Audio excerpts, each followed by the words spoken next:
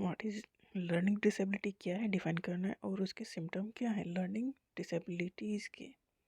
तो learning disability मतलब learning करने में दिक्कत होना by any reason. Learning disability refers to a heterogeneous group of disorder, मतलब कई सारे इसमें डिसऑर्डर हो सकते हैं।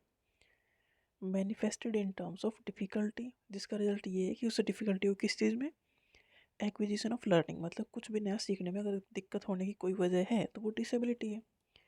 एक्विजिशन ऑफ लर्निंग, रीडिंग, पढ़ने में दिक्कत है, राइटिंग में दिक्कत है, स्पीकिंग में दिक्कत है, रीजनिंग में दिक्कत है, या मैथमेटिकल एक्टिविटीज़ में अगर कोई भी इशू है तो ये एक डिसेबिलिटी है।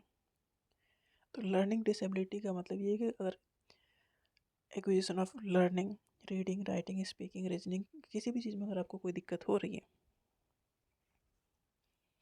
तो वो लर्निंग डिसेबिलिटी में आएगा। The source of such disorder are inherent in the child, मतलब ये ऐसे जेनेटिक चेंजेस हैं या कुछ ऐसे चेंजेस हम लेके आए हैं जेनेटिकली कि जिस वजह से हमें कोई भी स्किल लेने में, सीखने में दिक्कत हो रही है, वो डिसेबिलिटी है। मतलब हम अपने जानबूझ के अगर नहीं पढ़ रहे हैं, लिख रहे हैं, वो इशू नहीं है, ये ऐसे इशू हैं जो हमारे साथ आ गए हैं, जेनेटिकली आ गए हैं। It is presumed that these difficulties originate from problems with the functioning of the central nervous system, मतलब सेंट्रल नर्वस सिस्टम में या जेनेटिक लेवल पर कोई दिक्कत हुई है, उसकी वजह से हमें लर्निंग में प्रॉब्लम है, तो ये लर्निंग डिसेबिलिटी है। मतलब जेनेटिकली कुछ चीज़ें ऐसी हो गई हैं हमारे साथ कि हम ढंग से कंसंट्रेट नहीं कर पा रहे हैं, या बोल नहीं पा रहे हैं, लिख नहीं पा रहे हैं, सोच समझ नहीं पा रहे हैं, तो ये एक डिसेबिलिटी है। सिम्टम्स ऑफ लर्निंग डिसेबिलिटीज़, क्या सिम्टम होंगे, सिम्टम क्या होंगे, मतलब कैसे पता लगाओ कि ये डिसेबिलिटीज़ है। डिफ़िकल्टी इन राइटिंग लेटर, जैसे कि पी को क्यों लिख देना, इस तरह से। वर्ड्स एंड फ्रेजेस, मतलब आप ढंग से लिख नहीं पा रहे हैं। They get easily distracted and can not sustain attention on one point for long, मतलब उनका फोकस बड़ी जल्दी इधर उधर हो जाता है, डिस्ट्रैक्ट बड़े आसानी से हो जाते हैं, उनका पढ़ने में मन नहीं लगता। They lack a sense of time और and are late or sometime too early in their routine work, मतलब टाइम का कोई एहसास नहीं है कि बहुत जल्दी करना किसी काम को या बहुत लेट कर देना। जैसे कि एक दिन का हमारा रूटीन है, उस रूटीन को ना समझ पाना कि किस टाइम पे क्या काम होना चाहिए, उस काम को या तो जल्दी कर देना या लेट करना।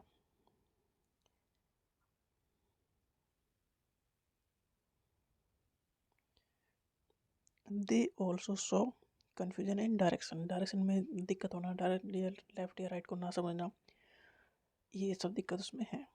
Learning disabled children have poor motor coordination and poor manual dexterity, मतलब चलने फिरने में दिक्कत होना, कहीं भी उलझ जाना, गिर जाना। They fail to learn and understand body language, कि हम ना लोगों को देख के समझ जाते हैं कि गुस्सा हो रहा है या इसे कुछ बात हमारे समझ में नहीं आ रही है, मतलब हाव भाव से पता लग जाता है सामने वाले के दिमाग में क्या चल रहा है। तो जो डिसेबल है वो इन सब चीज़ों को नहीं समझ पाता। Learning disabled children have dyslexia, they fail to distinguish between P and Q, P A T, इस तरह के सेम वर्ड में उन्हें दिक्कत होना। मतलब लर्निंग डिसेबल्ड जो चिल्ड्रन हैं वो चीज़ों को ना तो फोकस कर पाते हैं, ना एक ढंग से सोच पाते हैं, ना उन्हें टाइम का ख्याल रहता है किस टाइम क्या होना चाहिए, डायरेक्शन में वो कंफ्यूज हो जाते हैं, और चलना फिरने में भी उन्हें दिक्कत है। तो ये सिम्टम है लर्निंग डिसेबिलिटी के। वर्ड्स को पढ़ने में दिक्कत है जेनेटिकली, जैसे नहीं को जानबूझ कर रहे। तो लर्निंग डिसेबिलिटी का मतलब इस तरह से कुछ ना कुछ गड़बड़ होना जेनेटिक बेस पे।